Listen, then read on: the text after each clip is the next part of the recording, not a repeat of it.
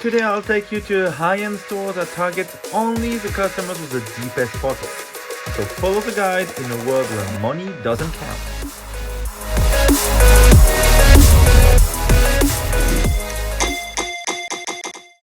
Hi guys, welcome back to the channel. Today we're in Akihabara and we will head to a store that has decided to flip the script when it comes to Pokemon cards. When most stores go for a friendly, nerdy atmosphere, this one has decided to target high-end customers only, with a more cozy vibe. This store is named Toreca Stellar and is located in the very same building as Shinsoku, which we've already visited. Stellar is just above it on the 4th floor. So without further ado, let's get started. Okay, so here we are in Toreca Stellar, and I just would like to let you listen to the shop's background music for a second.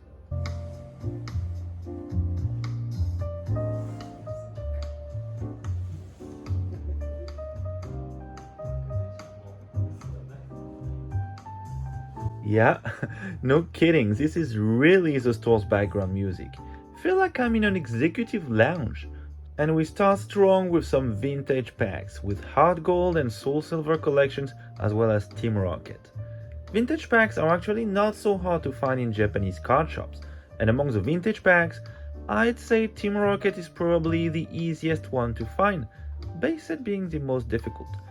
I know at least 4 stores downtown which have Team Rocket packs in stock, and while it is my all-time favorite set, I've never gotten myself a pack for a simple reason.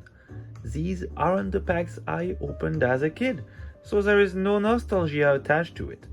I totally would like to get an English base set or an English Team Rocket pack because these remind me so many memories. While the Japanese ones, on the other hand, even though they do guarantee a holo in each pack, except for base set, they never really hooked me up. I quickly mentioned it in the intro and you probably can see it on the price tags, but Toreca Stellar is not cheap, not at all. And it doesn't try to be, cause it's not targeting the average budget collector. Everything here, from the carpeting all the way to the background soundtrack, screams premium.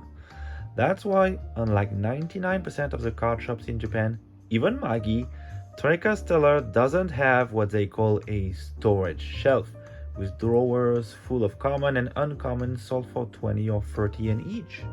While others like the Pocket Center got their reputation from selling these so-called storage cards, Toreca Stellar is only selling chase cards.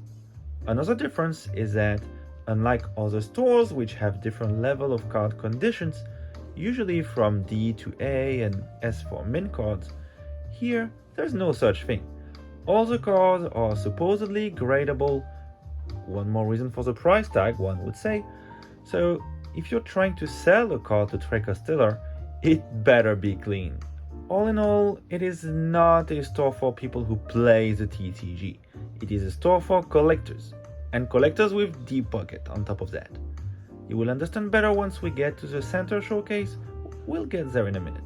Right now, we are in the special art section, which include cards from Sun and Moon all the way to Scarlet and Violet. And there are plenty of them, over 170 to be more specific, but none of them ranks higher in my heart than the Gengar VMAX alternate art. Fun fact about this card and my stupidity: when I restarted collecting Pokemon cards, it was right when Fusion Strike released in the West. I instantly fell in love with this Gengar, and at that time, I was traveling to Sapporo. The Pokemon store in Sapporo Airport had Fusion Arts booster boxes, so I bought 2 of them hoping to pull that Gengar. Of course, I got nothing, so I moved on, and 6 months later I found out that in Japan, Gengar wasn't even in Fusion Arts. It was in the Gengar VMAX high class deck, which was a totally different product. So double regret here for me, having opened 2 boxes which would have been much better kept sealed, and doing it with the hope to pull a card that wasn't even in it. Yep, little Nick had a lot to learn back then. As you can see, Toreca Stellar has quite a good selection of vintage cards. They are not organized by era but by type, with some fairly sought after cards like this Ho from Neo 1 or this base set Charizard. and many more, some of them which I am still missing in order to complete my Japanese blue bag collection, like these two Gengars, the one from Fossil and the Dark Gengar from Neo 4. Yeah, I'm missing a ton of cards from Neo 4, but to be fair, they aren't the cheapest.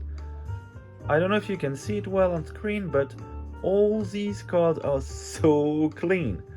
I know, it's what they do here, hence a premium on some cards, but still, aside from some centering issues, quite common with Japanese cards, there is no edge wear, no whitening whatsoever, the cards aren't warped, yep, they are all very clean. Here we have the traditional Pikachu display with some rare cards like the Yokohama Pikachu promo, the Rainbow Pikachu from Electrifying Tackle, and many more. Then some graded cards.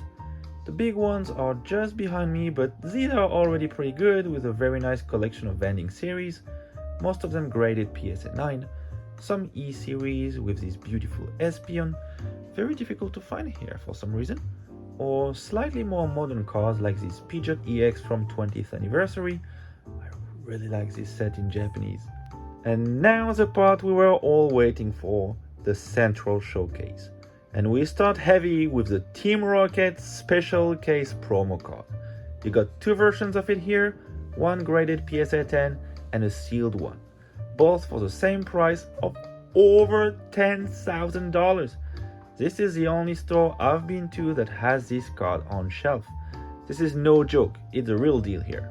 Many people are actually looking for this card, and if I remember well, it was one of the chase cards you guys mentioned when I started the whole Pokénic Hands for Your Card project. The whole briefcase sealed is so far impossible to find in store. The best you can hope for are the cards themselves, and even here, they only have one of them. We've got the Luigi Pikachu BGS 10, the sealed Mario Pikachu box, a Ho-Ho promo from 2010, which I've never seen before as well. Then we have this insanely cool display for the Pikachu stamp promo with the beauty looking back. This is such a gorgeous display. I'd love to get myself one. If you do have the stamps, because I know most people don't, then this could be the perfect display for this card. And we continue with a very nice collection of Pikachu promos, followed by a full Pokemon 151 Master Ball Holo set. Definitely one of my goals at the moment, getting there slowly but steadily. And this is not over, because there is a second half to this showcase with more gems in it, including the big three, sitting just next to my ultimate collector's goal, you name it, Lugia Crystal. Never get tired of looking at this beauty. And talking about beauty, this is definitely one. This Charizard promo from the art collection book. I love it, I think it is so cool, and I think it will go perfect right next to the Charizard V alternate art from Starbirth, aka Brilliant Stars. What do you guys think? A Charizard versus Venusaur display. Sounds like a plan to me. Then we have legendaries from Gen 2 and 3. They were part of the same campaign as the Ho-Ho we saw earlier. And they are followed by a series of cards I also very much want. The shinies from Neo Destiny, or Neo 4 in Japan, and the Gengar Masaki promo, which I feel is kind of the holy grail for all Gengar fans. And we are ending this showcase with some sealed items. I don't know them all, but if you do, feel free to enlighten me in the comment section. And we're back! I honestly didn't think we'd find a contender for Maggie in the category super high-end and expensive cards, but Toreca Stellar seems to be up to the challenge. For people who focus only on singles, this is probably as rare and expensive as it gets. The fact that it is in the same building, right above Shinsoku, which is at the other end of the spectrum with some of the cheapest products in town, is very interesting though, because you could have cheap booster boxes, packs, and cases, but also pricey vintage packs, exclusive sealed items, and $10,000 singles, all in the same building.